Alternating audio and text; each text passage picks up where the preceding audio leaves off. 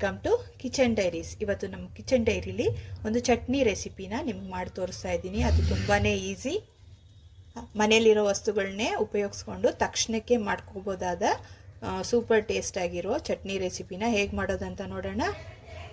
ಮೊದಲಿಗೆ ನಾನು ಸ್ಟವ್ ಮೇಲೆ ಒಂದು ಬಾಣಲಿ ಇಟ್ಕೊಂಡಿದ್ದೀನಿ. ಅದಕ್ಕೆ ಸ್ವಲ್ಪ ಒಂದು 2 ಟೇಬಲ್ ಸ್ಪೂನಷ್ಟು ಎಣ್ಣೆನ ಸೇರಿಸ್ಕೊಳ್ತಾ ಇದ್ದೀನಿ.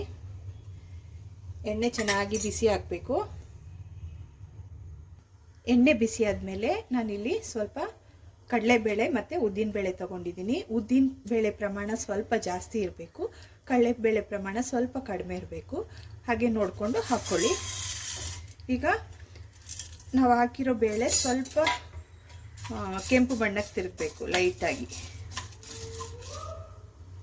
ನೋಡಿ, ಇದು ಲೈಟಾಗಿ ಗೋಲ್ಡನ್ ಬ್ರೌನ್ ಬಣ್ಣಕ್ಕೆ ತಿರುಗ್ತಿದೆ. ಈ ಟೈಮಲ್ಲಿ ನಾನು ಇಲ್ಲಿ 2 ದೊಡ್ಡ ಸೈಜ್ ಈರುಳ್ಳಿನ ಹೀಗೆ ಕಟ್ ಮಾಡಿ ಇಟ್ಕೊಂಡಿದ್ದೀನಿ.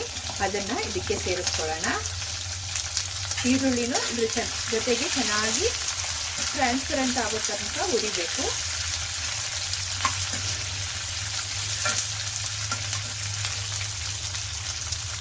ಈಗ ನೋಡಿ, ಈರುಳ್ಳಿ ಜೊತೆಗೆ ನಾನು ಇಲ್ಲಿ ಒಂದು ಬೆಳ್ಳುಳ್ಳಿನ ಸಿಪ್ಪೆ ಸುಲಿದಿಟ್ಕೊಂಡಿದ್ದೀನಿ. ಅದನ್ನು ಇದ್ರ ಜೊತೆಗೆ ಸೇರಿಸ್ಕೊಳ್ಳೋಣ. ಹಾಗೆ ಸ್ವಲ್ಪ ಶುಂಠಿ, ನಾವು ಬೆಳ್ಳುಳ್ಳಿ ಎಷ್ಟು ತಗೊಂಡಿರ್ತೀವೋ ಅದಕ್ಕೆ ಅರ್ಧದಷ್ಟು ಶುಂಠಿನೂ ತಗೋಬೇಕು. ಅದನ್ನು ಇದ್ರ ಜೊತೆಗೆ ಚೆನ್ನಾಗಿ ಹುರ್ಕೋಬೇಕು. ಇದ್ರ ಜೊತೆಗೇ ನಾನು ಖಾರಕ್ಕೋಸ್ಕರ ಇಲ್ಲಿ ಒಂದು 4ರಿಂದ 5-6 ಒಣಗಿದ ಮೆಣಸಿನ್ಕಾಯಿ ತೊಗೊಂಡಿದ್ದೀನಿ. ಒಣಗಿದ ಮೆಣಸಿನ್ಕಾಯಿ ನಿಮ್ಮ ಖಾರಕ್ಕೆ ತಕ್ಕಂಗೆ, ನಿಮ್ಮ ಟೇಸ್ಟಿಗೆ ತಕ್ಕಂಗೆ ಆ್ಯಡ್ ಮಾಡ್ಕೋಬೋದು. ಹಾಗೆ ಸ್ವಲ್ಪ ಕರ್ಬೇವಿನ ಸೊಪ್ಪನ್ನು ಹಾಕ್ತಾಯಿದ್ದೀನಿ. ಇಷ್ಟು ಹಾಕ್ಕೊಂಡು ಚೆನ್ನಾಗಿ ಲೋ ಫ್ಲೇಮಲ್ಲಿ ಹುರ್ಕೋಬೇಕು. ಈಗ 1-2 ನಿಮಿಷ ಆಗಿದೆ. ಇದ್ರ ಜೊತೆಗೆ ನಾನು ಇಲ್ಲಿ 2 ಟೊಮೆಟೊ, ಚಿಕ್ಕ ಟೊಮೆಟೊನ ಕಟ್ ಮಾಡಿ ಇದ್ರ ಜೊತೆಗೆ ಹಾಕ್ಕೊಳ್ತಾ ಇದ್ದೀನಿ. ಇದನ್ನು ಚೆನ್ನಾಗಿ ಇದ್ರ ಜೊತೆಗೆ ಬ್ಲೆಂಡ್ ಆಗೋ ಥರ ಹುರ್ಕೋಬೇಕು. ಜೊತೆಗೆ ನಾನಿಲ್ಲಿ ಸ್ವಲ್ಪ ಪುದೀನ ಸೊಪ್ಪು ಫ್ಲೇವರ್ಗೋಸ್ಕರ ಅದನ್ನು ತೊಳೆದು ಇದ್ರ ಜೊತೆಗೆ ಸೇರಿಸ್ಕೊಳ್ತಾ ಇದ್ದೀನಿ. ಹಾಗೆ ಸ್ವಲ್ಪ ಕೊತ್ತಂಬರಿ ಸೊಪ್ಪು, ಇದನ್ನು ಇದ್ರ ಜೊತೆಗೆ ಹಾಕ್ಕೊಂಡು ಚೆನ್ನಾಗಿ ಹುರ್ಕೋಬೇಕು ನಾವು.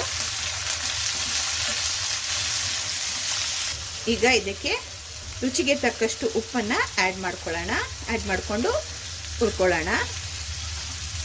ಈಗ ನೋಡಿ, ಇದೆಲ್ಲ ಚೆನ್ನಾಗಿ ಫ್ರೈ ಆಗಿದೆ. ಈ ಟೈಮಲ್ಲಿ ಸ್ಟವ್ ಫ್ಲೇಮ್ನ ಆಫ್ ಮಾಡಿ ಇದನ್ನು ಸ್ವಲ್ಪ ತಣ್ಣಗಾದ್ಮೇಲೆ ಗ್ರೈಂಡ್ ಮಾಡ್ಕೊಂಡು ಬರೋಣ. ನಾನು ತೋರಿಸ್ತೀನಿ ನಿಮಗೆ. ಈಗ ಇದನ್ನು ಮಿಕ್ಸಿ ಜಾರ್ಗೆ ಹಾಕ್ಕೊಂಡಿದ್ದೀನಿ. ಈಗ ಗ್ರೈಂಡ್ ಮಾಡ್ಕೊಳ್ಳೋಣ. ನೋಡಿ, ಗ್ರೈಂಡ್ ಮಾಡ್ಕೊಂಡು ಬಂದಿದ್ದೀನಿ. ಈ ಹದಕ್ಕಿರಬೇಕು. ಈಗ ಇದನ್ನು ನಾನು ಇದಕ್ಕೆ ಒಗ್ಗರಣೆ ಕೊಡ್ತೀನಿ. ಈಗ ಸ್ಟವ್ ಮೇಲೆ ಒಂದು ಬಾಣಲಿ ಇಟ್ಕೊಂಡಿದ್ದೀನಿ. ಅದಕ್ಕೆ ಸ್ವಲ್ಪ ಎಣ್ಣೆ ಸೇರಿಸ್ಕೊಳ್ಳೋಣ. ಎಣ್ಣೆ ಬಿಸಿ ಆಗಲಿ.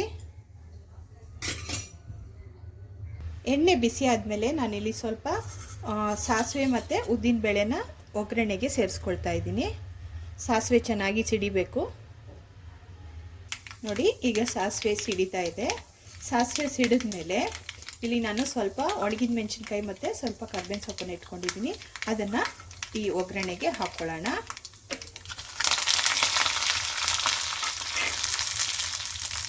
ಹಾಕ್ಕೊಂಡ್ಮೇಲೆ ಇದನ್ನು ಚಟ್ನಿಗೆ ಸೇರಿಸ್ಕೊಳ್ಳೋಣ.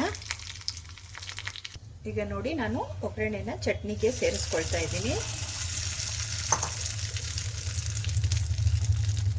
ಒಗ್ಗರಣೆ ಹಾಕಿದ್ಮೇಲೆ ಚಟ್ನಿನ ಒಂದ್ಸಲ ನೀಟಾಗಿ ಮಿಕ್ಸ್ ಮಾಡ್ಕೊಳ್ಳೋಣ.